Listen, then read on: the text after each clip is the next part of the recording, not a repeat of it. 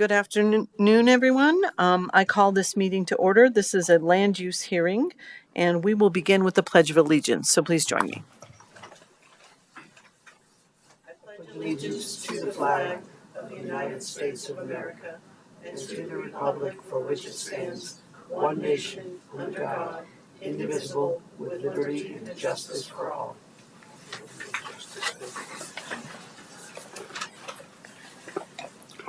Well, welcome, everyone. As I said before, this is a land use hearing, and we have several items on our consent agenda and some on our public hearing agenda. So I'm Kristen Stevens, Chair of the Board of County Commissioners. With me are my fellow commissioners, Commissioner Shattuck McNally, who's the Chair Pro Tem, and Commissioner Kafalis. We also have Deirdre O'Neill here from the Clerk's Office helping us out today, and Frank Haug from the County Attorney's Office. I will now turn things over to Jenny Oxmacher, who our planning manager, and she can introduce her team, and then we will explain what's on the agenda. Thank you, Madam Chair. I am joined at the dais by Cassidy Fior, our principal planner. We have Michael Whitley, one of our senior planners. We have Ryan Oswandel and Christina Scrutchins with our community information resource technician group, helping with our administrative duties here. Across the way, joined by planner J.C. McNulty, we have David Pringle from our engineering department, another planner, Justin Curry, and our community development director, Rebecca Everett. With that, I'd like to respectfully request that all members of the audience silence their electronic devices. Please help yourself to a copy of the agenda and hearing procedure instructions located on the wall just to the right of the hearing room entrance. Or if you're joining us online, you can find those at larimer.org/BOCC/commissioners-meetings. Please wait to speak until you are recognized by the chair. Please maintain civility, refraining from audience applause, comments, or disruptions, whether positive or negative. Please make all comments to the Board of County Commissioners from the podium. We do have a portable microphone available if needed. Please state your name at the beginning of your comments and provide the spelling of your name if it's unique. Please speak directly into the microphone so that remote participants may hear. Upon request, assisted listening devices are available for the hearing impaired. For those on Zoom, attendees will be muted until they are recognized by the chair. If an online attendee wishes to speak or request a consent item to be removed, please use the raise your hand function on the Zoom control bar or *9 on your phone. Thank you. Thank you, Jenny. So as I stated, we have a couple items on our consent agenda. For folks in the audience, items that are placed on the consent agenda are typically items that have no perceived controversy, and they're considered to be routine administrative actions. And we will not have a full discussion unless these items are removed from the agenda. And so we will consider them all at once, as long as no one is pulling one off. So I will list the items on the consent agenda, then I'll ask my fellow commissioners if anyone wants to pull anything, and then we'll move to the audience to see if anyone wants to pull anything. If not, we will approve the consent agenda as stated in the agenda packet. So the first item on the consent agenda is from the Fort Collins Loveland Water District. It's for a minor land division of a 161.9 acre parcel to create a 9.9 acre parcel for a new 6 million gallon storage tank for the Fort Collins Loveland Water District. And the second item on the consent agenda is from the Poudre Fire Authority. This is a sign appeal. And I apologize, the file number for the first item was land 24 land 4440. The second item, as I said, was the Poudre Fire Authority sign appeal, file number 24 GNRL 0560. This is an appeal to the Land Use Code to allow an internally lit monument sign to contain an electronic message display at a Poudre Fire Authority station located in the open or O zoning district. And that would be on County Road 54G in Fort Collins. So, would any of my colleagues like to pull anything from the consent agenda? Neither would want to do that. Would anybody in the audience want to pull anything off the consent agenda? Okay, seeing no hands raised. Is there anyone online who would like to pull anything off the consent agenda? We have no hands raised online. Okay. Then we will move to a motion to approve the consent agenda, and I'll ask Commissioner Shattuck McNally to make that motion, please. Certainly, Madam Chair. Madam Chair, I move to approve the items on the consent agenda subject to the conditions in the staff reports, and further move to authorize the chair to sign the findings and resolutions. Thank you. There's a motion on the table. Any further discussion on this motion? Seeing none, all in favor say aye. Aye. Aye. That motion passes 3-0. So thank you for everyone who came out for those items. They have passed, and we appreciate you being here. The next items are public hearing discussion items. These are items that are internal items for us, so they'll look a little bit different than a normal public hearing. But the first item is the Natural Medicine Land Use Code Amendment 24, Code 0282. And I believe Michael Whitley will be doing a presentation on this item. Yes. Good afternoon. I'm Michael Whitley, Senior Planner with the Larimer County Planning Division. So this item is the Natural Medicine Land Use Code Amendment, and the request is to amend the Land Use Code to add a definition of licensed premises pursuant to the Colorado Natural Medicine Code. That would be added to Section 22-4K, and then to adopt several other land use code amendments related to that newly defined use. Those amendments are specified on page 65 of your packet. I will not reiterate them now, but I'll go through them one by one during my presentation.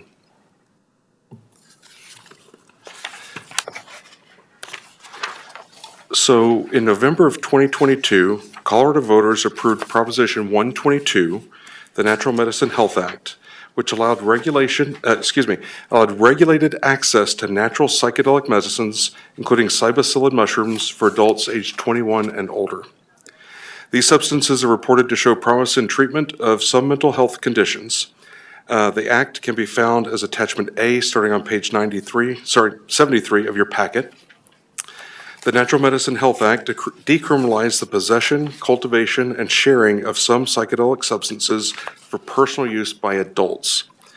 The act established a statewide regulated therapy system enabling adults to access these therapies under the supervision of trained and licensed facilitators at licensed healing centers.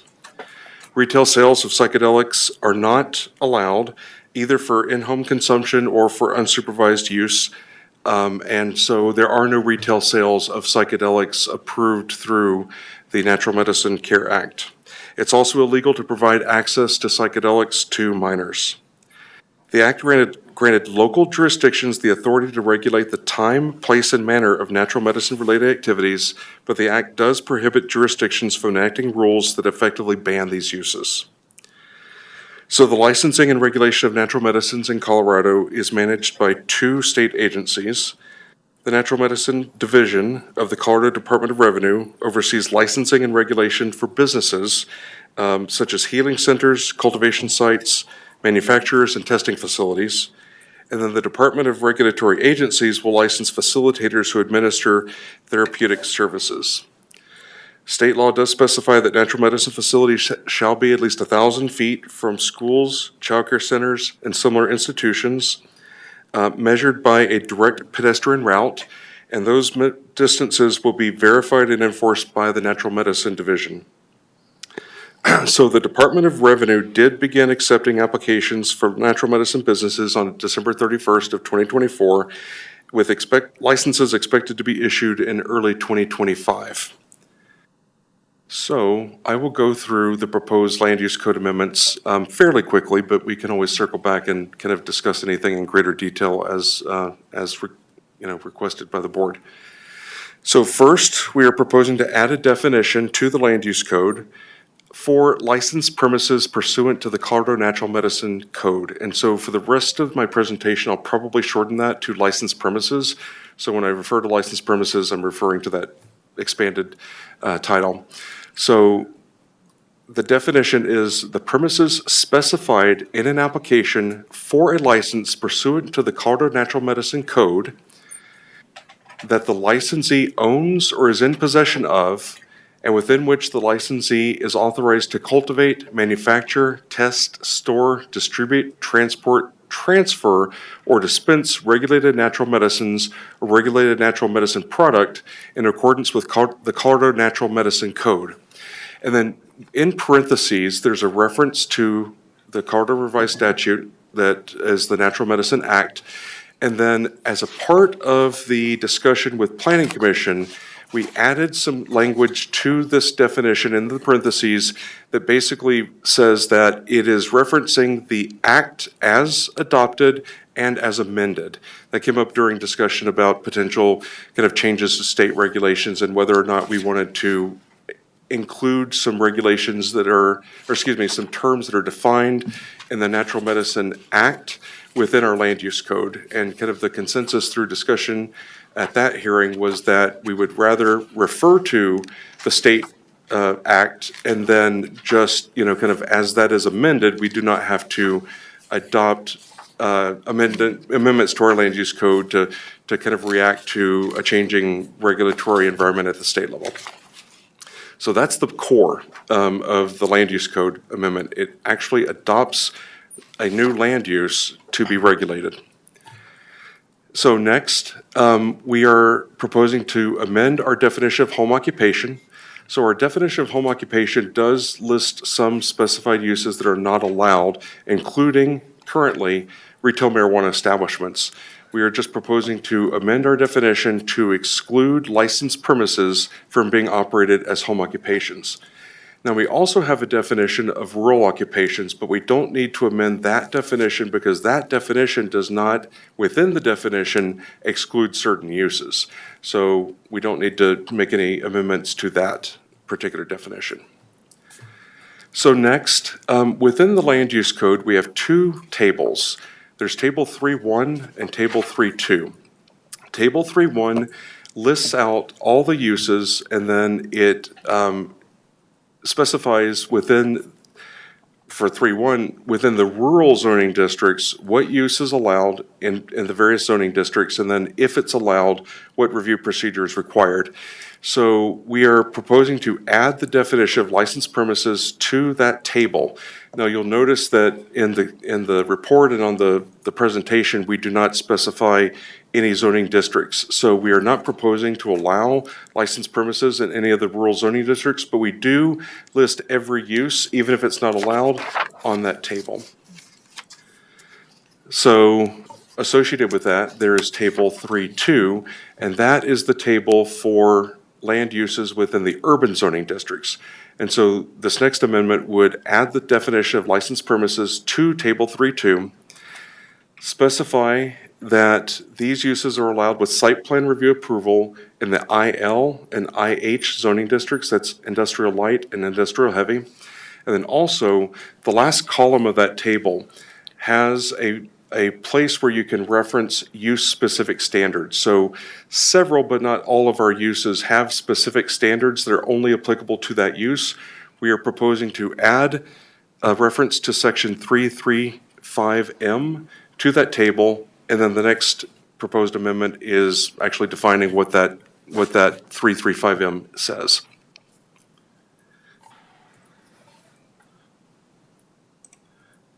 There we go. So next, we would add Section 335M, which again is a specific use standard that is only applicable to this use. And what it basically says is that no person shall operate a licensed premises without a valid medical, natural medicine license from the state of Colorado, and also no person shall operate a licensed premises in unincorporated Larimer County without compliance with all applicable land use code standards. So that grants us the authority to, one, require that a licensed premises actually be licensed by the state, but then if there's any applicable regulation within the land use code that would be applicable during the site plan review process, we can administer that. That could be parking, landscaping, access, what have you.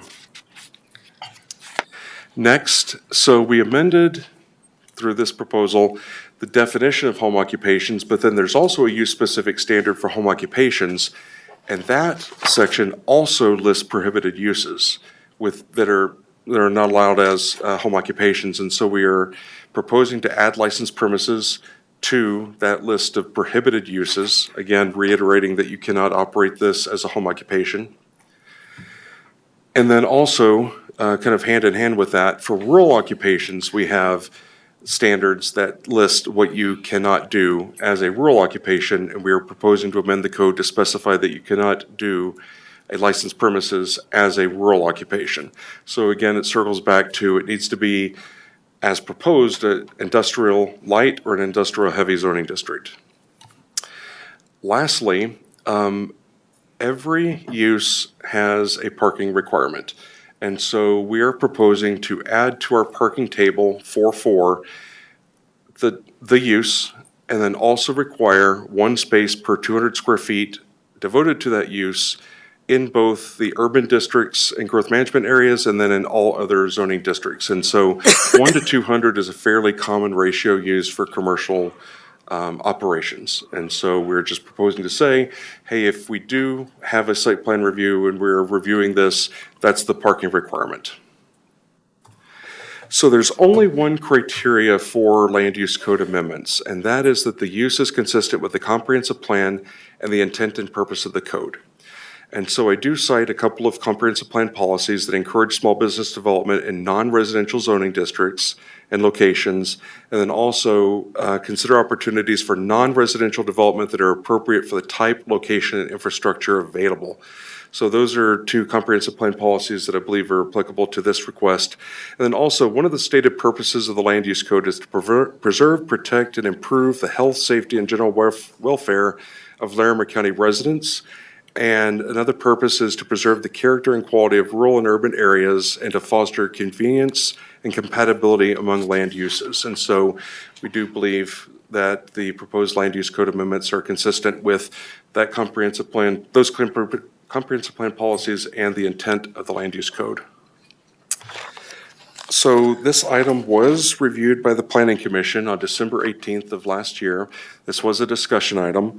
So there was a little bit of discussion about that. There were some questions about the rationale for proposing to allow these uses only in the IL and IH zoning districts. And there was also discussion about whether or not we wanted to create additional definitions within our land use code to create specific standards for the different components to, or different uses that could consist of licensed premises. So did we want to have healing centers defined within our code and then regulate them differently than cultivation facilities or testing facilities? My answer at Planning Commission was, one, with regards to the zoning, this is a fairly new use. We are not really familiar with the impacts that this use may or may not have.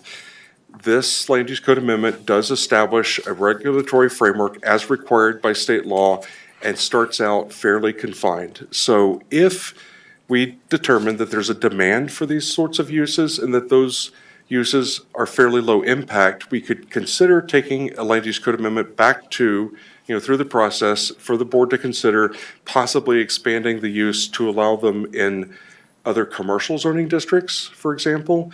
But, staff's perspective is it's preferable to start conservative and limited and then see, kind of what our experience is with these uses.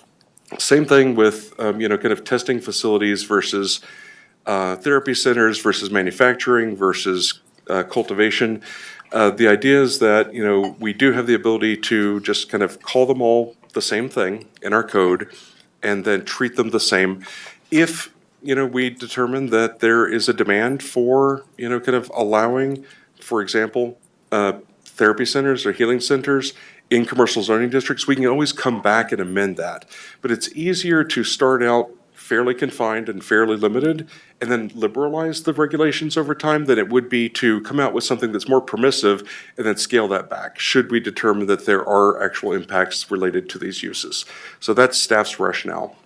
So at the hearing, the Planning Commission did end up voting 8-1 to recommend approval of the land use code amendment to the Board of County Commissioners. And interestingly, the Planning Commissioner who voted against the amendment asked no questions during the hearing and also stated no concerns with the proposed regulations. That commissioner just voted against it without kind of giving us any kind of insights as to whether, kind of what his thinking was. So we do have a recommendation, and we have a suggested motion. So the Larimer County Planning Commission and Development Services Team does recommend that the Board of County Commissioners approve the Natural Medicine Code, Land Use Code Amendment, File 24 Code 0282, subject to a condition that the effective date of the regulations would be January 13th, 2025. That would place these regulations into effect immediately. And so that would, kind of cover any kind of urgency with regards to getting these amendments on the books.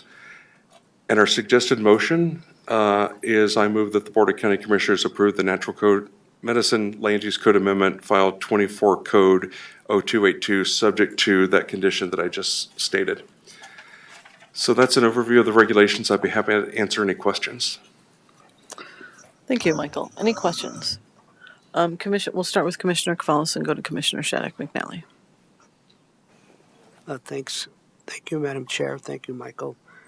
First of all, comment, I reviewed the Planning Commission minutes, and I thought there was a lot of good, thoughtful discussion, and some of the questions that I may have asked, I believe were addressed in those deliberations.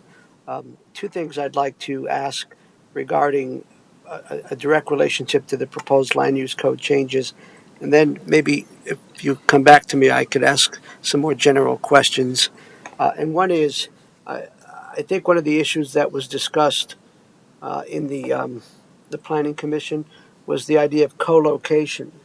And I Yes. think in the notes I read that the State Act does not address that.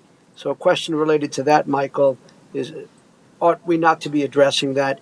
And related to that, the second question, I think they're connected, is with marijuana dispensaries, I think we have limits on how many there can be in the county.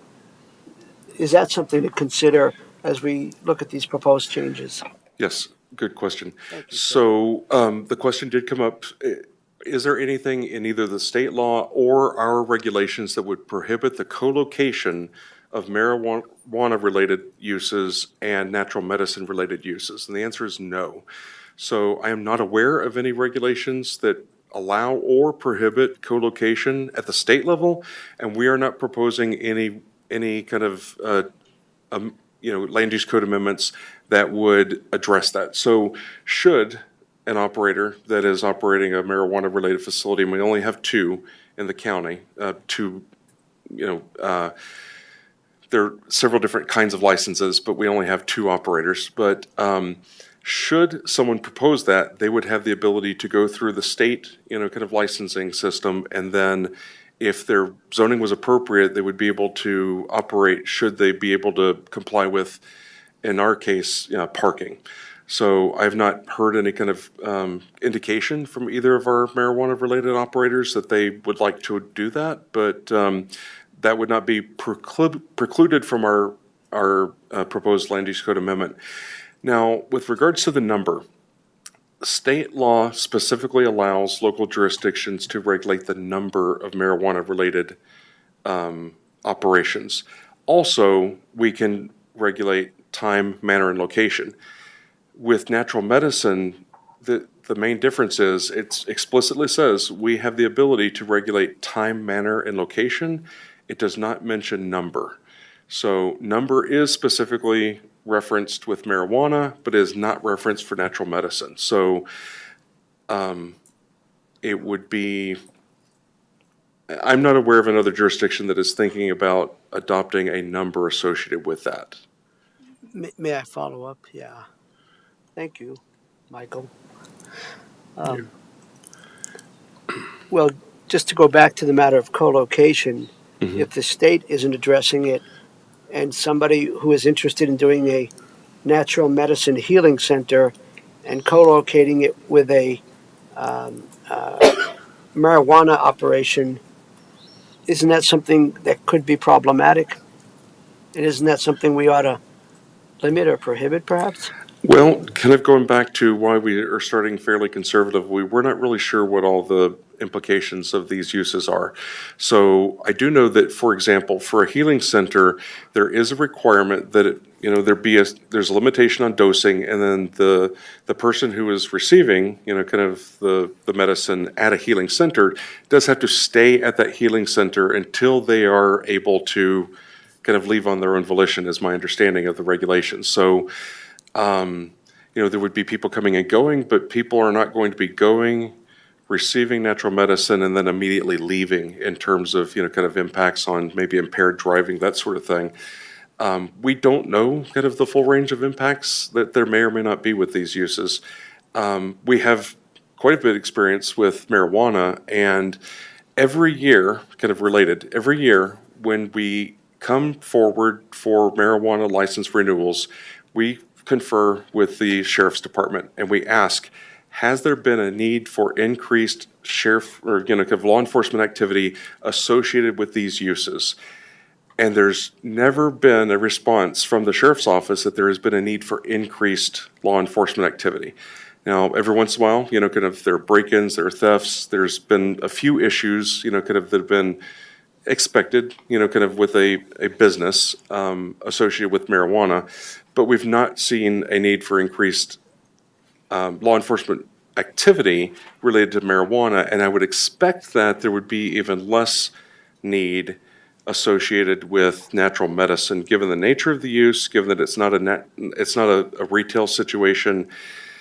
Folks who go to these centers for therapy do have to stay there, kind of for a specified amount of time based on how much medicine they actually receive. So I don't know that there would be a big impact or a big, kind of concern with co-location.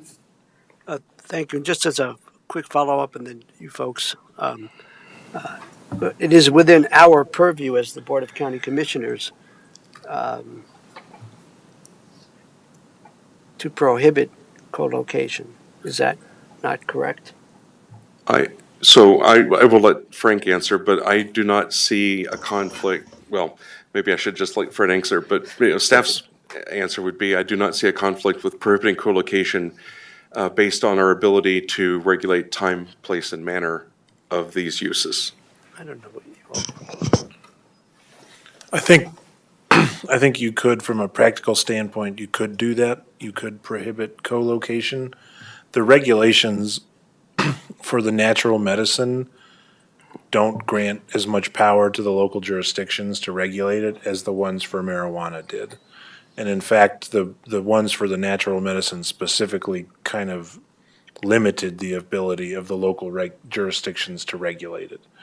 So that being said, I think you could effectively do that if that's what you wanted to do, but the way you would do it is through, it has to be so many feet away from an existing marijuana center or a different zoning place or that. I think with what we're proposing, I don't think it could anyway, because I don't think any of the industrial light or industrial heavy are next to any of the existing places anyway in the county. Flower Power Botanicals is zoned IL, I believe.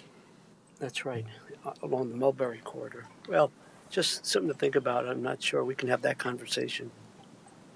Thank you, Commissioner. Commissioner Shannon McNally. Thank you, Madam Chair. And actually, that was some of my questions. But first, I just want to make a comment. Michael and team, this was a very complex, contentious, and controversial, subject at the state level, and had a lot of extended controversies from all of that. So I know this was some uncharted territory that you all have had navigated. And when I was reading through this and the conversations, I think you guys have been very thorough and appreciate the limited and conservative approach, since we really don't know impacts and stuff like this yet. So I just wanted to say that right off the bat. I do appreciate your work here, especially Michael, because it is something new, and we're just trying to do the best we can.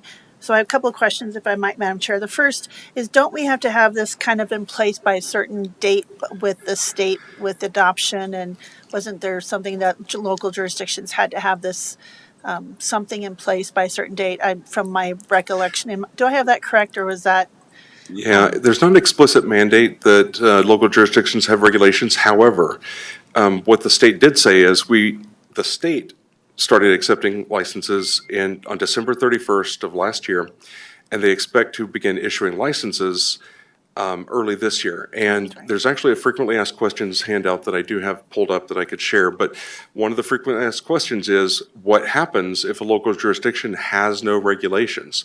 And the state's answer is they will look they will do their own, kind of licensing. They will look for compliance with 1,000-foot separation from schools and licensed childcare facilities and such. But they will also look to local jurisdictions for conflicts with any of their adopted regulations, but they will not issue a license based on a local jurisdiction not having regulations with regards to that use. I will pull that up real quick. The frequently asked questions. I did actually ask that question at the end of last year.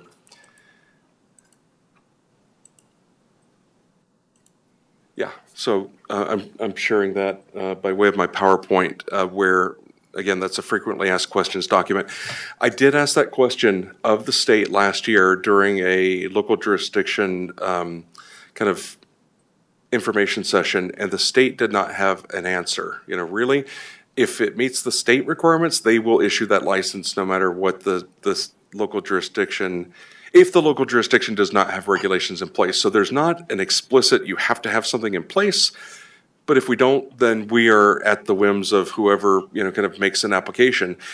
And it could be maybe a residential zone or a commercial zone or an agricultural zone. If we do not adopt regulations, then we don't have that control. Thank you. I knew there was some little caveat because we had a lot of conversations. We were part of having this discussion. So thanks for clarifying that. I knew there was a rush for us to kind of do something. So my next question is kind of building off Commissioner Kafalas's question. If you go back to your presentation, there was the home occupation language, and so we see the retail marijuana establishments are also prohibited there as well.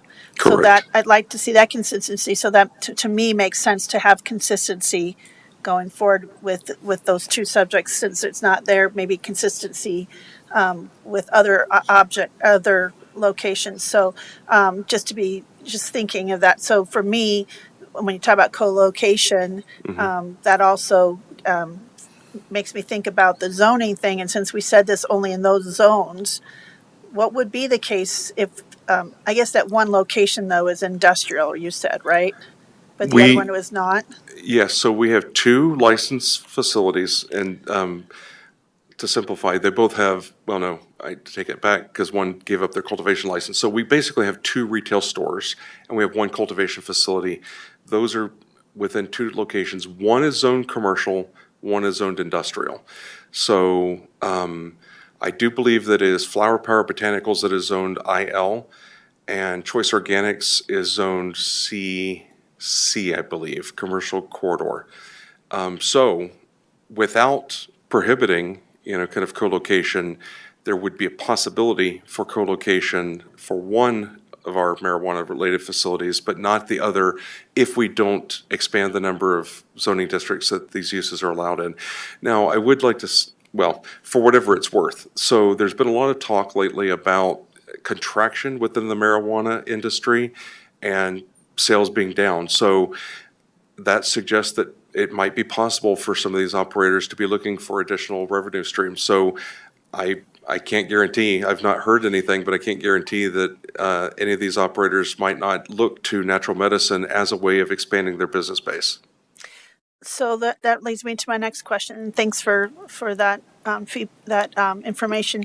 If we did ban co-location, is that something that would be an appeal in case that one location, if we only do this in the zoning, which I appreciate the limiting the zoning, I think that's important. But if we went ahead and did not allow co-location, was that something that business could appeal if that was an Yes, in general, if there's a standard in the land use code, an applicant does have the ability to appeal that standard. So it would be possible for an appeal to be requested as a part of the land use application, and then the appeal would be heard by the Board of County Commissioners. Okay. Again, I think I really appreciate your comprehensive look at this and being involved and asking those questions. I'm not surprised that our partners at the state didn't have answers to some of these questions, because I think they're kind of still trying to navigate this all too. So I think that's all I have right now. Thanks for answering my questions, Michael. Okay. Thank you. Commissioner Claus, did you say you had a couple follow-up questions, or? Yes, but I wonder, excuse me, did you have something you'd like to add? I can wait still. Or No, I'm go happy ahead, to- and I can. Yeah, Shall I that's fine. continue? Yes, please. Thanks. So I'm hoping we can continue the conversation about the pros and cons of the co-location thing. And I guess what comes up is in the rural occupations and the home occupations, it talks about retail marijuana establishments. I don't know, I can't remember with the two establishments that we have if retail and medical marijuana are all together. Since this is the Natural Medicine Act is Health Act is to address behavioral health issues, perhaps. Can you talk about that a little bit? Do we have medical marijuana establishments with I forget how we did that. Yes, so Thank you. it gets complicated, and there's a long history to that. But yes, so each of our two operators also, so they are That's right. medical and retail. So they have special review approvals from 2012 for the medical operation. And then, actually, I think it's 2012. So they have special review approval for the medical operations, and then they have licenses for the retail operations. The difference, though, is that we did actually pass a ban on new medical operations, and that was done prior to retail marijuana. And so, there's a detailed history to this, but we ban new medical marijuana operations, but we do have a licensing system in place for retail marijuana operations. Okay.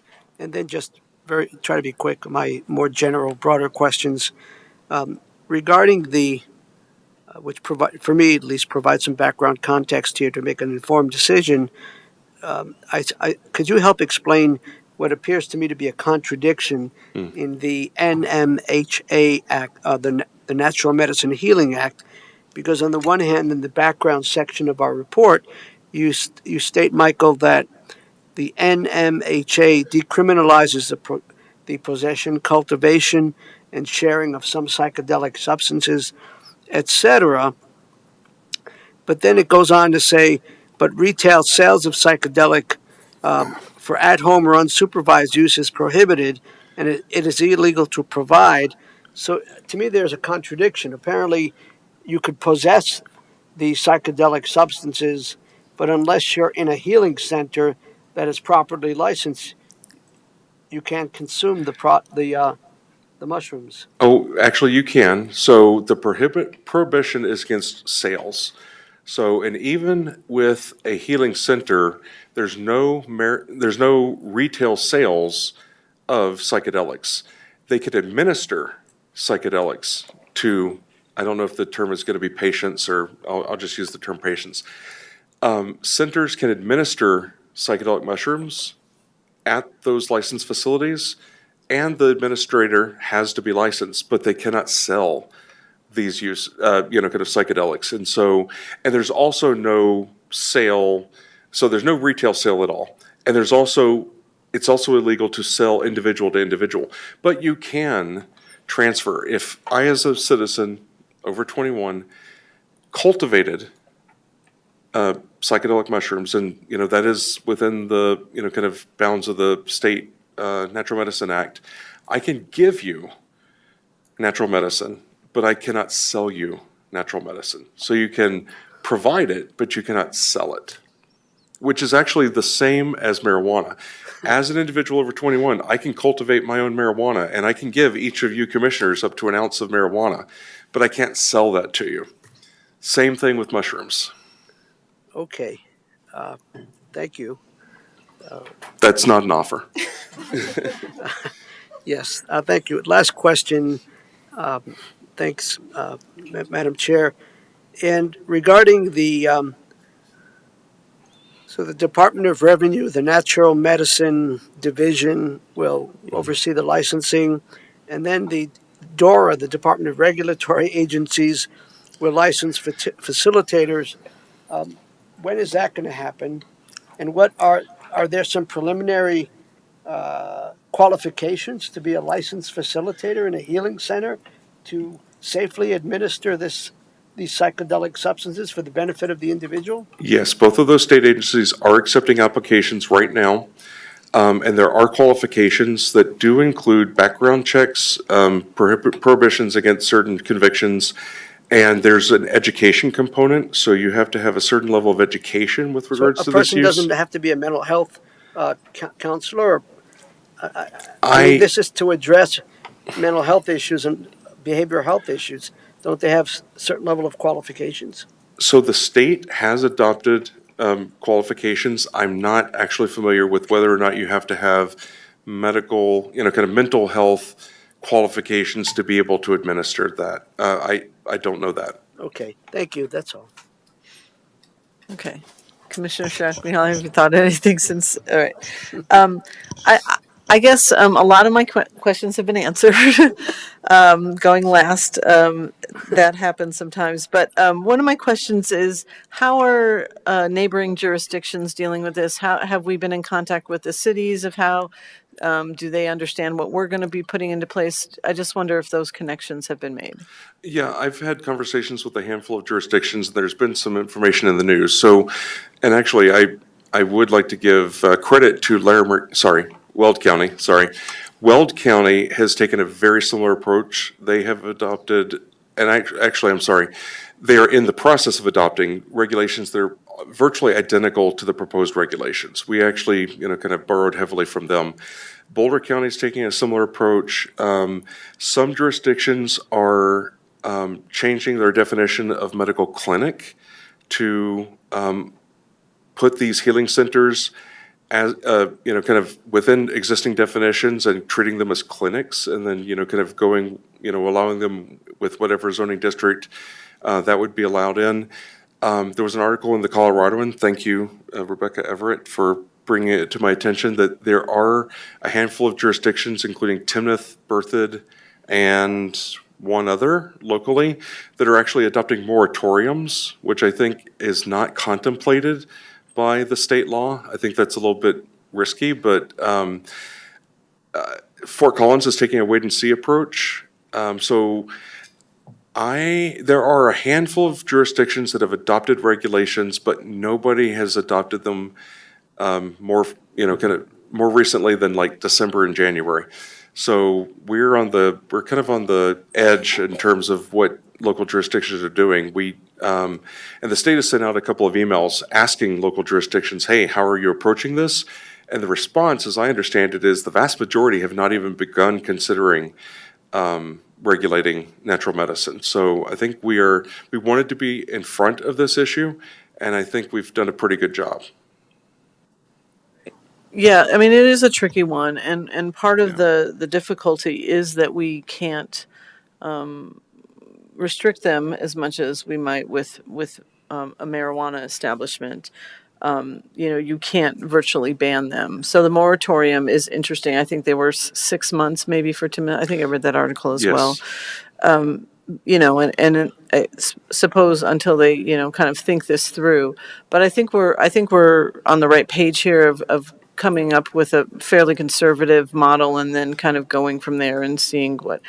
One of the other questions I had is, obviously no one's here today, and I don't know if there's anyone online. There are some people online, good. It's hard to have what I feel like is a really important conversation that the public would be very interested in it, and with no one here. And I hadn't received any emails. Did you? Any emails on this topic, or phone calls? And I think maybe people are just sort of unaware, and that could be a bit of why other even jurisdictions are not, it's not quite on everybody's radar yet. I'm sure it will be. So I think going with a more cautious approach to begin with is really smart. I mean, having seen kind of the arguments for having these kind of healing centers, is I do think that there is a value in PTSD and other conditions that people are suffering from, to be able to use this as a way to help. I was very curious about Commissioner Cavalis's question on, do they have to be licensed mental health professionals, which I think would be a good thing. But again, and I guess we can find that out. One of the things that I guess, and as we think about whether we want to, relax some of these standards, or allow this in different zoning, is that because it as a medical service, it may be seen a little bit differently than marijuana establishments. Although there are medical marijuana establishments as well. I don't know what it looks like for transportation wise to some of these places. And is that anything that we contemplated? Are there bus routes in any of these areas? Would there be ways for people to get there that might not have their own transportation? And is that something that you contemplated when you looked at what kind of zones to put these in? That wasn't specifically contemplated, but I can tell you that there's not a lot of IL and IH zoning in unincorporated Larimer County. If I got a little bit of information in the report, let's see. So,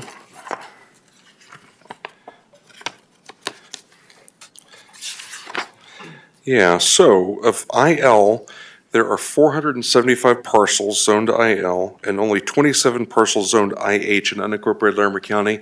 And the IH, actually, most of them are encompassed by rawhide and the landfill and mining operations. So there is other industrial high-intensity zoning, but it's not very common. Now, with the IL zoning districts, the vast majority of them are actually centered on, the vast majority of the properties that are zoned IL are along the Mulberry corridor between LeMay and I-25 in the Fort Collins Growth Management Area. And I've got a map that I'm projecting here that also corresponds closely with our CH and CC zoning districts. So, sorry, we don't have a CH anymore. CC and CD zoning districts. So both commercial and industrial tends to cluster along the Mulberry corridor. There are exceptions. Now, one thing I would note, and this came up during Planning Commission, if we expanded it to commercial zoning districts, there are two primary commercial zoning districts. We've got several, but CC is commercial corridor and CD is commercial destination. Most of our zoning, actually, so it's clustered, again, Mulberry, but then also in Loveland on Highway 34, mostly west of Loveland, we've got a lot of commercial zoning along Highway 34, and in 34 in particular, that does tend to be close to residential uses, because with 34, there's a tier of commercial, but then just beyond that tier tends to be residential uses. And so that was one of the considerations also with not considering adding CC and CD as zoning districts where they would be allowed, but because those do tend to be closer to existing residential uses than the industrial zoning districts. And if I could just add, you asked about transit routes. So Transport does have Route 14, which goes down East Lincoln Avenue in that area, as well as Route 5, which does go down LeMay and intersects fairly close to that area as well. Thank you. Yeah, that's helpful. And then just one question that may have sparked other questions for my colleagues. So you talked about a community that was interested in putting them like in clinics. So where would something like a clinic, like if, obviously most of our hospital zones are in city limits. But what zoning would allow for like medical clinics? That would include the commercial and probably not the industrial, but actually I've got the land use code up, so let's take a look. And these are going to be on that table that I mentioned. Let's see.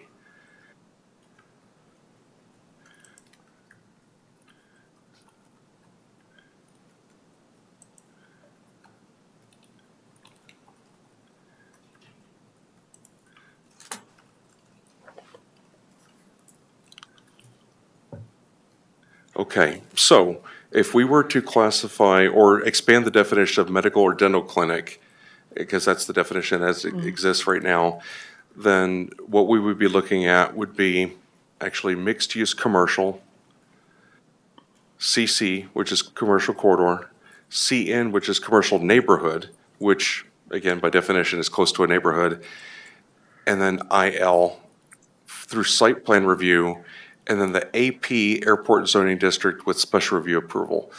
And the Airport Zoning District is centered along the Fort Collins Loveland Airport. So in that zoning district, the most common use is single-family residential. That is a use that is allowed by right in the airport zoning district. But then there are all sorts of other commercial and non-residential uses that are allowed, almost all with special review approval. So at least 2 of the 4 zoning districts by, kind of default are close to neighborhoods.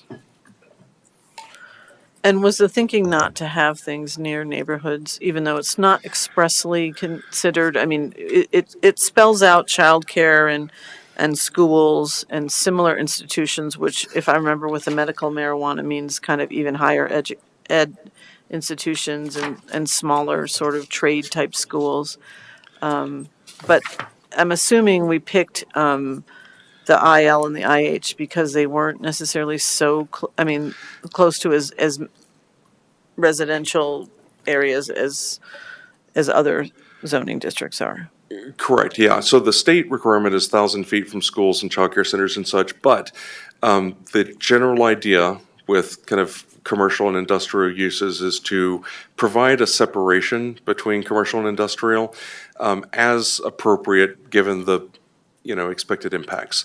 So the idea was that we would prefer, kind of the staff's thinking was that we would start with the zoning districts that are more isolated from residential than the commercial zoning districts, which could have different impacts. Thank you. Any other questions? Commissioner Shattuck McNally. So we've kind of started off conservatively just to see how this looks.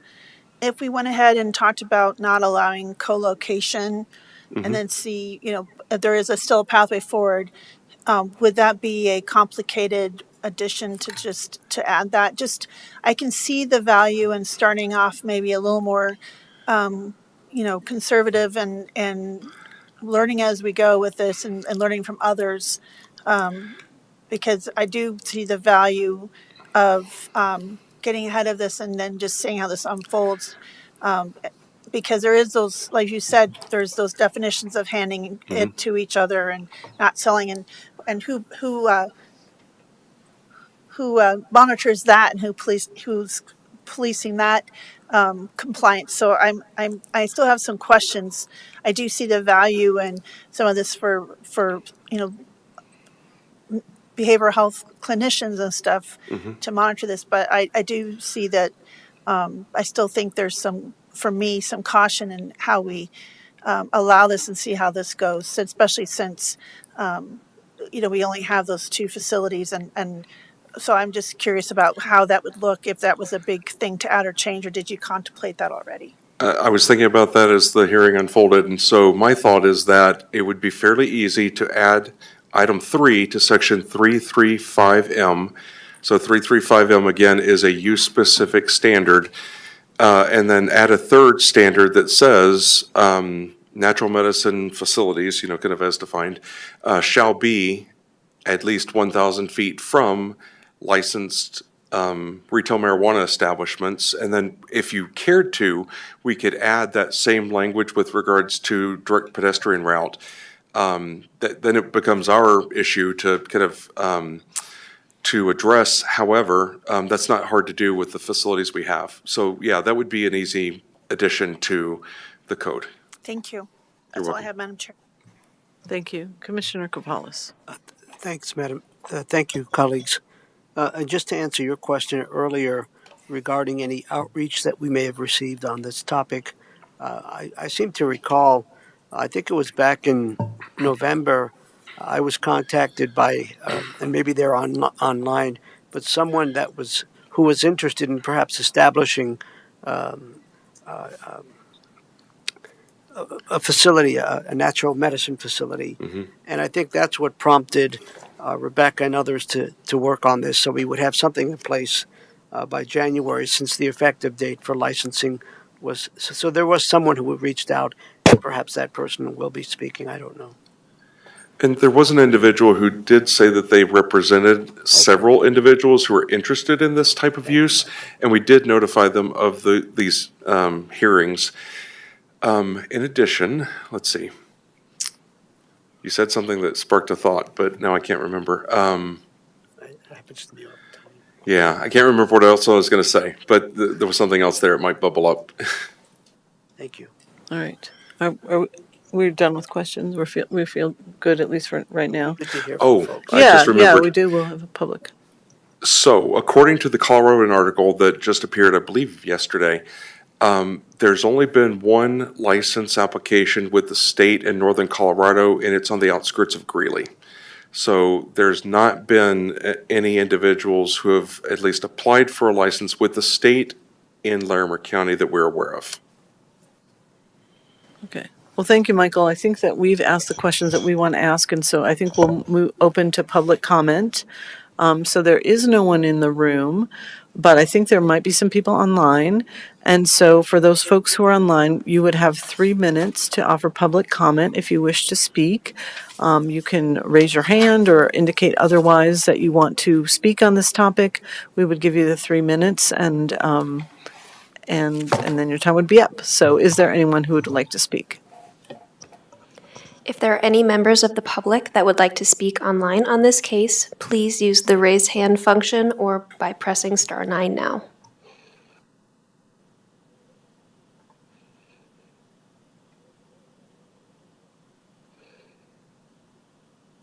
There are no hands raised. Okay.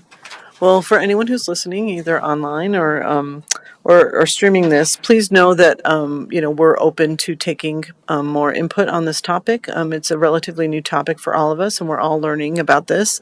Thank you to Mr. Whitley for digging deep into this topic, which was not.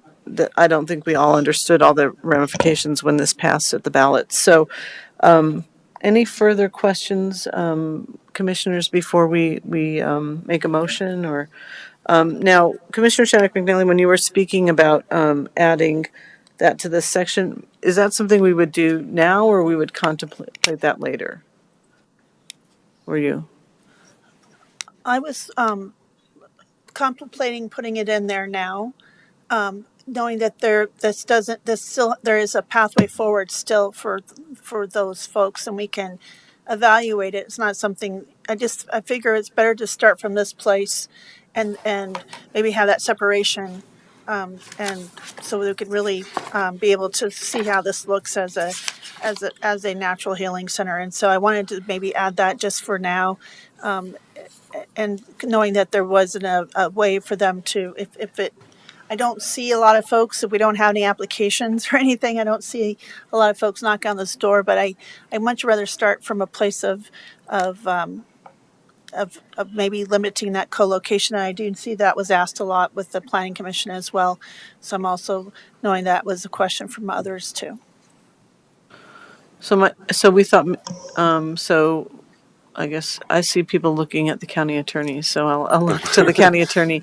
Would it be fine for us to add something to that section 3.3.5.m that Michael was talking about, to say that, that there would be 1,000 feet between retail marijuana establishment and a healing center? I think, and I'd have to look to see what exactly our notification and all this said, but I think our notice said we're going to consider adoptions about the natural medicine, and that is within the realm of what we're talking about. So I think it's probably close enough to what we're talking about that adequate notice was provided. So I think you probably could do that, yes. Should we have Michael propose it one more time, that what those changes would be, and then we would include those in any motion that would be made? Okay, so a possibility is to add item 3 to section 335M that would state that let's see. Licensed premises pursuant to the Colorado Natural Medicine Code shall be at least 1,000 feet from licensed retail marijuana establishments measured using a direct pedestrian route. And the reason I say using a direct pedestrian route is that mirrors the state requirement for separation from childcare facilities, schools, et cetera, to be consistent. This is Commissioner Kavalis. Yes, I agree with the direction we're heading.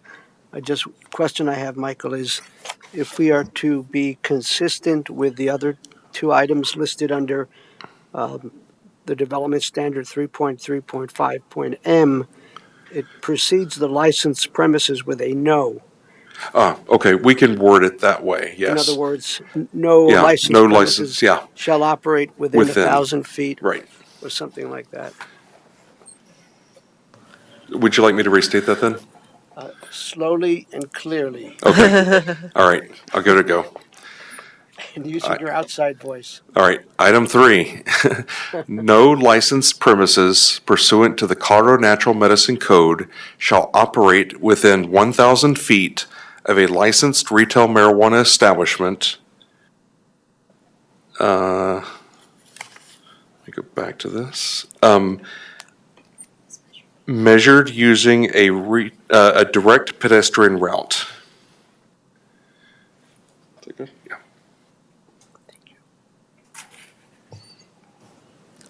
Commissioner Shattuck McNally, does that sound acceptable? Is that what you were thinking? Yep, that sounds acceptable to me, and I like make sure that we're aligned and consistent with the state language as well for now, since there's still a lot of questions out there across the whole state. So thanks. Thank you. So I don't know, I suppose we can deliberate on this and decide whether it sounds like that there's concurrence on, on what Michael suggested to the code, the amendments to the code, and then with this additional statement. But I'd be happy to hear from you both if you want to make some closing statements and talk about whether you'll be supporting this. Commissioner Shattuck McNally. Thank you, Madam Chair. I feel that it's best that we have something in place before we start having applications. We may not have any, your research and Michael and being very involved with the questions with the state. I do think these are a good place to start from. I would like to add that third item.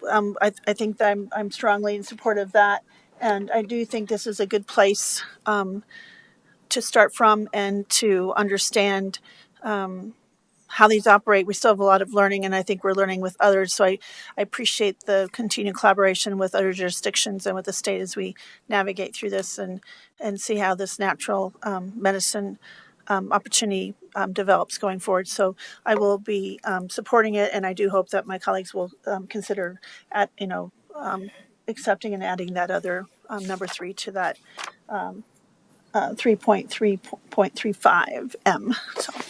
Thank you, Commissioner. Commissioner Kavalis, any thoughts? Yes, I support adding that item under the development standards in the code. Yes. Great. Well, I will also be supporting it, and I'm glad that that the Planning Commission actually brought that up, the co-location piece, because I think that was important to them. It's important to this board, and so I'm glad we can make that change right here and now. So I will ask for a motion on this item. Commissioner Kavalis, would you make that motion? Yes, Madam Chair. I move that the Board of County Commissioners approve the Natural Medicine Land Use Code Amendment, file number 24-code 0282, subject to the following. The effective date of the regulations will be January 13th, 2025, and incorporating the amendment that was previously incorporating the amendment that was discussed at this meeting. Thank you. There's a motion on the table. Any further discussion on this item? Frank, we feel good about this motion? Okay. All in favor say aye. Aye. Aye. Aye. Okay, that motion passes 3-0. Thank you, everyone. So we have one last item on our agenda. And that item is a technical update to Article 4.10, exterior lighting of the Land Use Code 24, Code 0281. And we will have a presentation. Is Cassidy the presentation? Okay, Cassidy, we'll let you take it away. We'll do the presentation. We'll have any questions answered, and then we will also open this item up to the public for public discussion. Thank you. Thank you, and good afternoon, Commissioners. My name is Cassidy Fior, and I'm a Principal Planner that will be presenting on the technical update to Article 4.10, exterior lighting in the Land Use Code. Before we get going on the proposed changes, I want to speak a little bit about the importance of lighting and why it's so important that we go through these changes. So as you can see on the screen, this is a National Park Service light pollution ratio map that sort of shows with the cooler temperatures, those are the lower lighting levels, and then the warmer temperatures are the higher ones. And this is a rough map of Larimer County. So as you can see on the westerly side, towards Rocky Mountain National Park, we see traditionally low light pollution and slightly higher on the east. But part of the reason that this is so important to talk about lighting code changes is that this is what the continental US looks like. So if you can see on the eastern seaboard, it's a lot more dense lighting. And so protecting our lighting, or our night skies from lighting is very important, and why staff wanted to take the opportunity to review our lighting code and make some proposed changes. It all began with some goals and community priorities identified in our Larimer County Comprehensive Plan, including specifically HS 2.4 and H 3.7, which identify that protecting dark natural skies from light pollution through the identification and implementation of dark sky strategies in appropriate areas are important, both from an environmental public health perspective, as well as from a land use planning and residential planning perspective. For some background, to address exterior lighting, the Larimer County Land Use Code currently includes standards governing exterior lighting for defined development in Article 4.10, exterior lighting.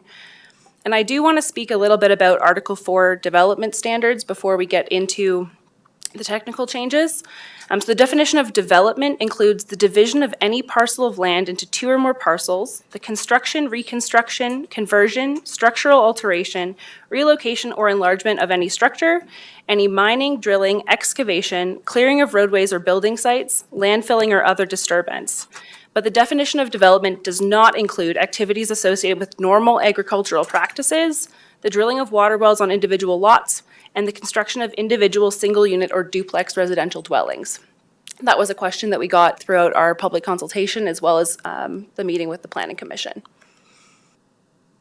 The purpose of the proposed changes that I'm bringing forward today are minor technical changes to reflect updated technical standards, to address existing gaps in our land use code, to implement best practices, clarify applicability and submittal requirements for lighting plans, and to ensure that in addition to human health and safety, the natural environment is considered when site lighting is designed and selected.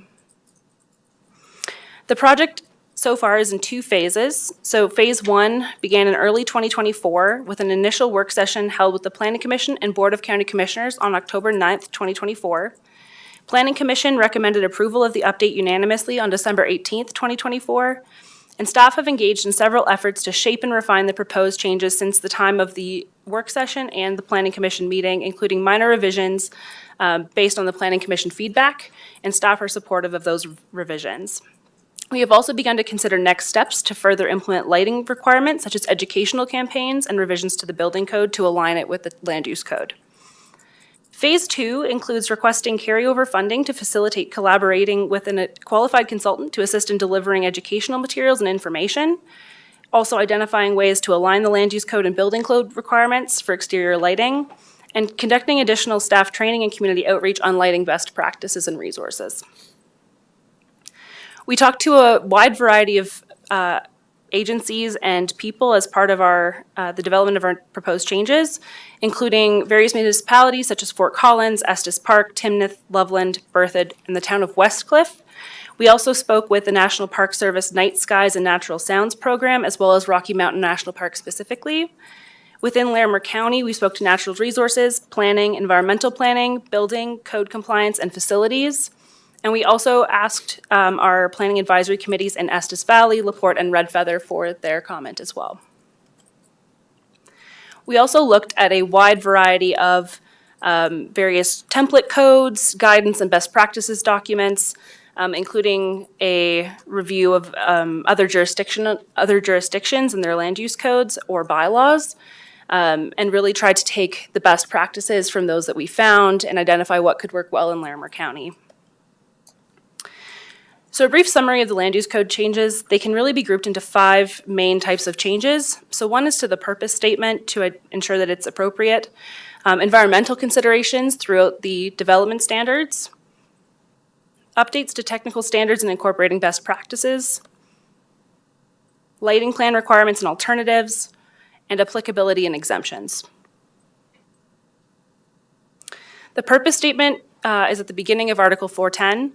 And it has been revised to reflect that it applies solely to exterior lighting, but that it's also intended to achieve a variety of goals, which include safety and security, enjoyment and function of the proposed land use, conservation of energy and resources, reduction of light trespass and glare, reducing artificial night glow and obtrusive light, protecting the natural environment and public health from negative impacts of artificial lighting, and to encourage the use of quality lighting design and fixtures.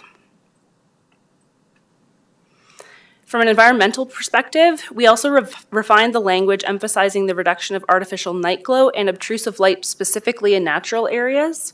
We proposed changes to address lighting in proximity to sensitive areas and features, including residential zone districts, natural areas, and other environmental features that may be more sensitive to or impacted by artificial light.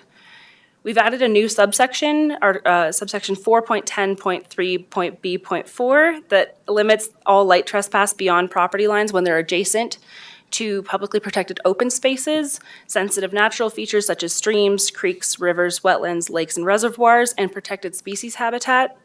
We've also, in that section, proposed additional consideration within known migratory corridors for birds and other wildlife, particularly during migration periods. And to reduce the correlated color temperature, or CCT, of lighting immediately adjacent to publicly protected spaces as well. One key challenge that unfortunately there are not a lot of well-recognized best practices is related to topography. Sort of across our jurisdictional scan and in best practice documents, it's not something that is addressed in particular detail. It hasn't been commonly implemented, so that's something that we're looking to address further in the future as we develop some more guidance in that respect. We also are looking to update the technical standards and best practices to reflect current technology, so a variety of changes to reflect technological advancement and updates as well as best practices. We used a number of sources to ensure that these were up to date, including the Colorado Department of Local Affairs Template County Land Development Code. We leaned heavily on the 5 principles of lighting from Dark Sky International and the Illuminating Engineering Society, which is recognized as best practice. And we also looked at examples from adjacent municipalities to try and ensure that there's commonalities between our jurisdictions. And these updates will assist in ensuring consistency across the region and reflect the most up-to-date standards and technical references. We also looked specifically at lighting plan requirements and the potential for alternatives. So specific requirements for lighting plans and alternative plans are typically contained in the supplemental materials to the land use code, which will be considered sort of and under review as part of a future phase of this project. However, in the land use code provisions themselves, it was discovered that some of the review criteria specifically for alternative plans were not particularly applicable to lighting, and so we're proposing to update those to ensure that they're more relevant to exterior lighting and related to the priorities and goals contained within the comprehensive plan and land use code. There's also additional consideration for innovative designs and the conservation of energy and resources based on future technological advancements. So we didn't want to limit anyone based on future advancements that we may not know of, and included that in the criteria for alternative plans. We also took a close look at the applicability of this section as well as exemptions. So we do propose to expand the exemptions from the standards in Article 410 to include emergency lighting, traffic control lighting, holiday and seasonal lighting, and then lighting governed by other regulations or requirements, such as the Federal Aviation Administration, as we felt that these matters were covered best either through those other regulations or that it was something that could not be dealt with quick enough were it to have to go through a lighting plan. It has also been identified when and to what extent the replacement, addition, or updating or redevelopment of non-compliant existing lighting systems would trigger the need to meet current requirements. For next steps, if approved, we are to ensure that the land use code, both online and the Municode version, are up to date, and we're proposing an effective date of February 13th, 2025. Phase 2 would then continue based on funding, including engaging a consultant to assist with staff training, public education, and a dedicated webpage with resources, helpful links, and best practices. As Michael mentioned earlier in his presentation, the review criteria for amending the text of the land use code is largely related to whether the proposed change is consistent with the comprehensive plan and the intent and purpose of the land use code. And in that respect, staff feel that the proposed code amendments address technical advancements, updated best practices across the lighting industry, and in recognition of those areas that can be impacted by increased lighting levels. As proposed, these amendments are intended to ensure that the land use code maintains consistency with the comprehensive plan and community expectations. And these changes are necessary and consistent with the comprehensive plan and are also consistent with the intent and purpose of the land use code. Our proposed recommendation is that the Larimer County Planning Commission and Development Services team recommend that the Board of County Commissioners approve the Article 4.10 Exterior Lighting Land Use Code Amendment, file number 24-code 0281, subject to the following. 1, the effective date of the proposed code amendments will be February 13th, 2025. And my recommended motion is on the screen as well.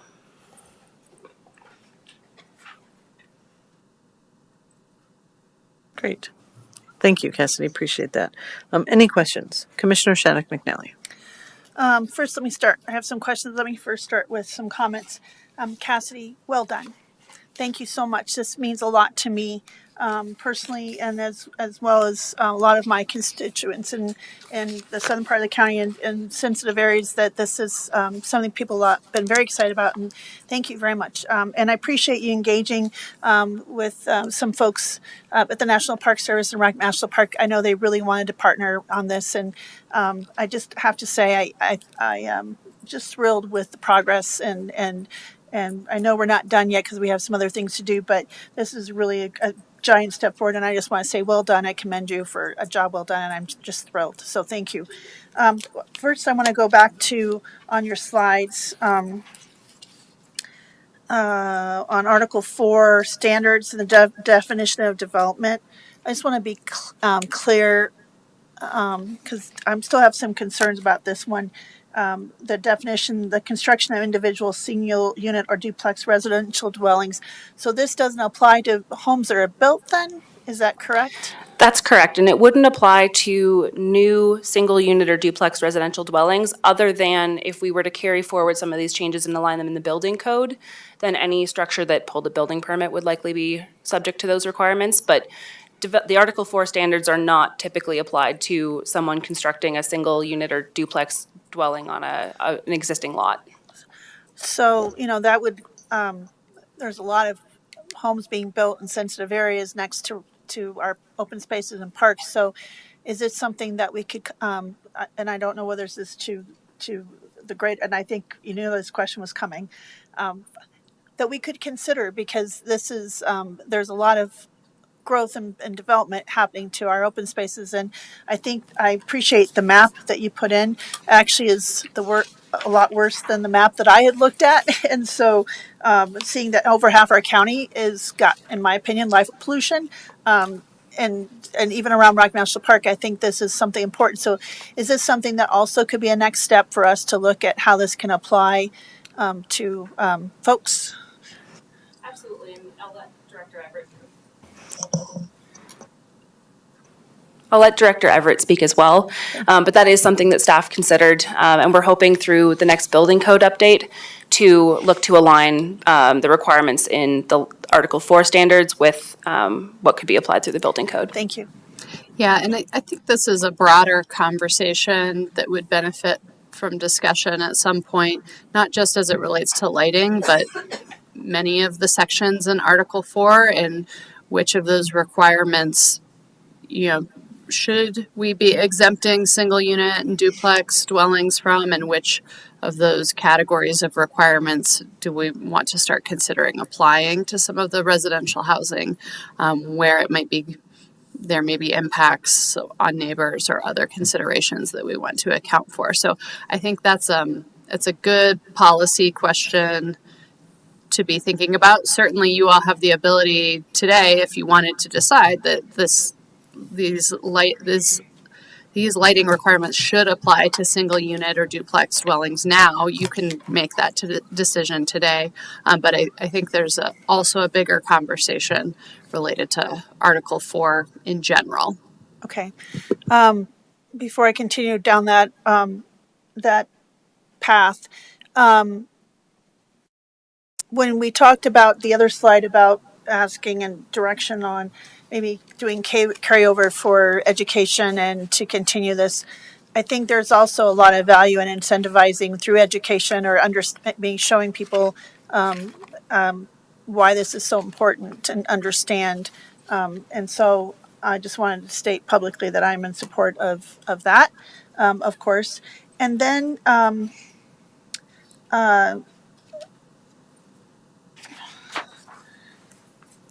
there is certain towns, like town of Westcliff is the first town in Colorado that's as Nightside certified. Do we know there's any others, or are they only one in Colorado? I do believe that several others are in the process of becoming dark sky certified. I believe Westcliff may be the only one with an existing designation. They were very helpful in sort of providing guidance on that process in the future. Yeah. Great. And I'm assuming, has any counties, can a county go for that designation or just for towns? I believe a county could go for that designation. There are some challenges associated with just sort of the level of governance. And additionally, many of the measures that are implemented through that certification largely relate to more urban environments, like retrofitting municipal streetlights and other municipal infrastructure. So I think it would be something to look at for sure. But there could be some challenges associated with that as well. Great. I appreciate that. So, for me, I think the education piece is important, and and the next steps, I think that's important. But I do feel like if we're going to start to go down that path, I'm almost leaning towards no time like the present, since we have homes being constructed, to go ahead and there's homes going out there that have light trespass onto other natural areas, and some are happening now.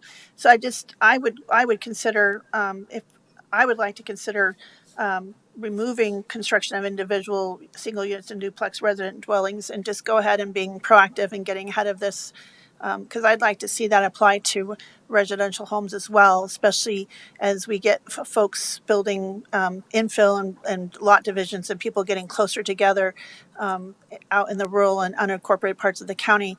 I know from someone who lives in unincorporated Larimer County, and as the cities are creeping towards us, we certainly notice a very dramatic decrease in our night sky visibility. And so I would like my colleagues to consider removing that. I know it's kind of maybe ahead of the other considerations, but since staff has also noticed that maybe it's something we should be considering, I figured no time like the present, and then we can have the rest of them catch up. So that's my recommendation. Thank you. Thank you, Commissioner. Commissioner Kafalis? Questions? Thank you. Maybe it would help me. Well, one question I have with regard to the recommendation from the other commissioner is the way I read this. It says that, so the first part of it where this would apply has to do with any type of new construction, reconstruction, etc., and all of that. But that doesn't apply to building a single family home or a duplex. That's correct. And what was the rationale behind that? And related to that, Cassidy, was there any, just for the sake of discussion, any analysis of whether or not requiring proper night sky lighting, which I think makes sense, how that would add to the cost of the home? Yeah, so this definition is not specific to the lighting code standards. It's for all Article 4 standards in our land use code. So the definition of development is actually contained within the land use code itself. So it would apply to all of the standards in Article 4, not just lighting. But I think if you wanted to, I think what you're getting to is if you wanted to add single-family and duplex construction, you could do that to the lighting standards, but not to change this, because this applies to everything. Right? Thank you. I don't have any other questions. If we were to do that, would we still need to change things in the building code to make that sort of an official thing? So this would just be a first step, and that wouldn't change until the new building codes were adopted. Sorry. I believe, and Frank could help, and I'll restate the question. If both the building code and the land use code need to reference this for it to really be effective for residential development, I think if the land use code requires it, then it can be required during the building permit process, whether the building code requires it or not. I think ideally we want those two codes to align with one another and not create confusion or have conflict between them. But I believe that if there was a requirement in the land use code, we could apply that during the building permit process, regardless of whether the building code required certain lighting standards or not. Yeah, I think that's accurate. And when we adopt the building codes are put out like every 3 years. And then we adopt it with exceptions to whatever the standardized building codes are. So we'd have to go through a separate process to modify. And usually Mr. Freed, he brings those forward periodically. So we could amend the building code, but even if we don't amend the building code, if we put it in the land use code, I think that would be sufficient. The other thing is that, for this, if we wanted to apply it to the single family and to the duplexes, I think we could add a sentence here that says something like unless otherwise noted or something like that. There's a concept in the law that if any time there's more specific direction about a particular thing, it's assumed that that was intentional. So I think either way, that would be okay. And then one question I had, was there any idea, so this would be new construction, obviously. Obviously, we would encourage maybe people to retrofit and do that, but you can't require that unless they're pulling a permit, I assume, for an addition or modification to their home. Do we have any sense if this would be an increased cost? I know we're looking at costs of homes, and or is there just enough of these shielded lights and this style of lighting where there is no increased cost? It's just a consideration of a different kind of lighting. Yeah, and through our research, I would say we didn't go too in-depth into fixtures and light bulbs and that sort of thing available. It did appear that there are significantly more available than there used to be. However, they're not sort of across the board. It's not as though every light fixture available at your local store will carry fully shielded or certain color temperatures. So I think there would potentially be some sort of increased cost. I'm not sure to what degree. Thank you. And I did notice in the minutes of the Planning Commission meeting, there was some contemplation about what kind of ways we could potentially offset some of those costs for consumers, whether that be, certain kinds of financing or home loans or different kinds of things that might help people meet those standards. Maybe we can, I think that's something we need to think about. And, I don't know what other communities provide or how they provide that. And, certainly we don't necessarily have a surplus of funds to be able to do that. And yet, we, looking for making sure that people can still afford to build and purchase a home is important. Commissioner Shattuck McNally, do you have a question? Just to comment, when as someone who has had to purchase a lot of lighting, it is more available, and I don't think it's astronomically a lot more. It's not like double or tripling the price of a light, but also I'm as part of this campaign to share with the community that these are now coming forth. I also think we should reach out to our hardware stores and to our commercial hardware stores so they understand also the lighting standards have changed for parts of the county and local and small, and to help educate, but also they might be able to offer more options and steer, because sometimes some of those smaller might not have all the different options. So maybe helping them understand that these are changed and different. And I think I talked to Rebecca about this, and I think there is some programs out there for incentivizing. There's also some cost energy savings, because I do believe some of these newer versions that have shield and certain lighting actually have more. The newer versions are very energy efficient. So I think there's that option as well. So I think there's a great opportunity for us to do a public education campaign. And I know we have to think about, down the line, trying to encourage folks who maybe have a 50-year-old house and their light finally, the light that lit up the entire half acre of lot, it's out, maybe that incentive for them to consider changing that. And it actually might take less energy and cost them less in the long run. So I think there's some education with us reaching out and helping the public understand this is also potentially cost savings as well. So I hope my colleagues will consider that. I think no time like the present. Might as well get ahead of this and take that into consideration, especially with a lot of the building up into some of our natural areas that haven't seen development and building like this before. Thanks. Thank you. Any other questions? We should go to public comment. I think I don't know if there's anybody online. There's clearly still no one in the room, so we won't be hearing from anyone in the room. But is there anyone online who wanted to give public comment? If there are any members of the public online who would like to comment on this case, please use the raise hand function now.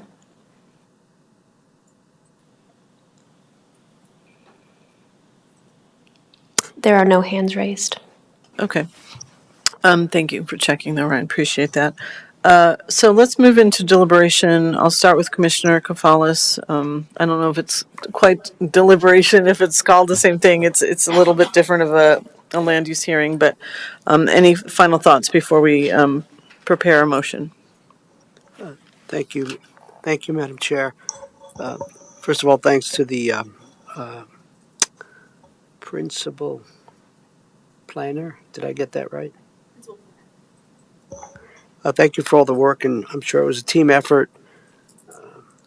I think this is a critical issue. I would support what Commissioner Shattuck McNally is suggesting, that we include single-family homes and duplexes. I think we want to be very mindful of costs, adding to the cost of housing. But I think there is some logic that a lot of these lights are energy efficient, and so there may be energy savings. So I support the proposed changes to the Article 4.1, giving us a month to put this out there and begin the process of awareness and education, including single-family homes and duplexes. And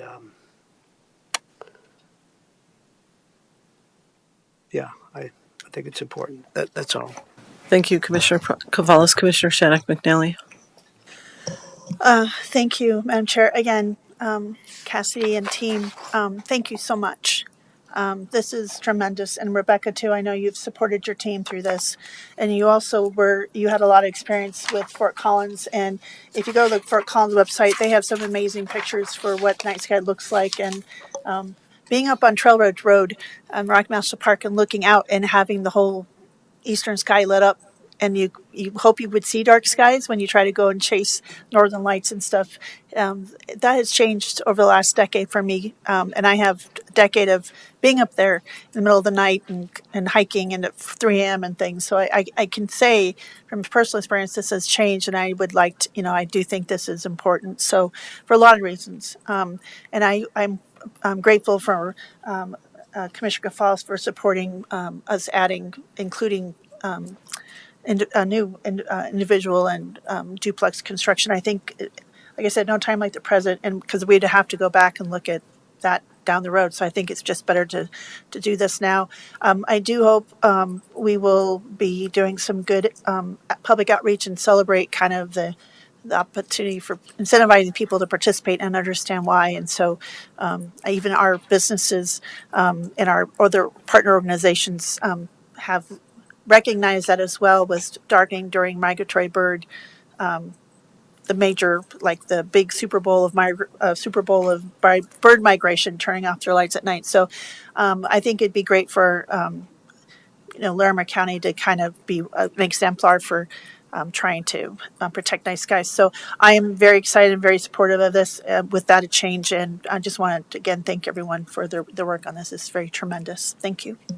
Thank you, Commissioner Shattuck McNally. I'll extend my thanks. Thank you, Cassidy, for your work, and Rebecca and team. This is a really important thing. I think we've discussed this for a couple of years, maybe even a few years, that we wanted to do this. So I think it's great to see it come forward and finally make some progress on that. I too am fine with adding single family homes and duplexes. I think Commissioner Shattuck McNally is absolutely right. That's probably the kind of building permits we're issuing more than sort of multifamily anyway, and so this will definitely have an impact. So I'm supportive of that, and look forward to getting that alignment with our building code as well, because I think that piece is important as well. But yeah, I think this is great for our community and for habitat and all kinds of things. So with that, I will ask Commissioner Shattuck McNally to make a motion then. Thank you, Madam Chair. I'm very excited to make this motion. I just want to confer with Frank. Do I need to make note that how do I note that we're excluding, just so I make sure that right, with the change or the language, or how do we I want to make sure I properly note that. Well, just so I'm understanding what the board is asking, what I think you're saying is you want these standards to apply to new applications for construction for single family and duplex construction. And so I think you can just say that, and then we're going to have to go look. We're going to have to modify what was presented just to make sure that that's in there. It won't be in the definitions section. It'll be in this 4.10.1 somewhere, or probably, actually it'll be in 4.10.2. Probably in A in general. So we'll make a note in there. So you can just make the motion and then say, and we want those standards applicable to single family and residential and duplex. Okay, thank you. I appreciate that guidance. Madam Chair, I move that the Board of County Commissioners approve the Article 4.10 Exterior Lighting Land Use Code Amendment, file number 24-CODE0281, subject to the following, that we want to include that new construction of single housing and duplexes is included in this code to apply to this new land use code amendment, and also that the effective date of these regulations will be February 13th, 2025. Great. Thank you for the motion. Any further discussion before we vote on this item? Seeing none, all in favor say aye. Aye. Aye. That passes 3-0 unanimously. So that is the only business that we have before the board this afternoon, and so we are adjourned at 4:38 p.m. Thank you, everyone.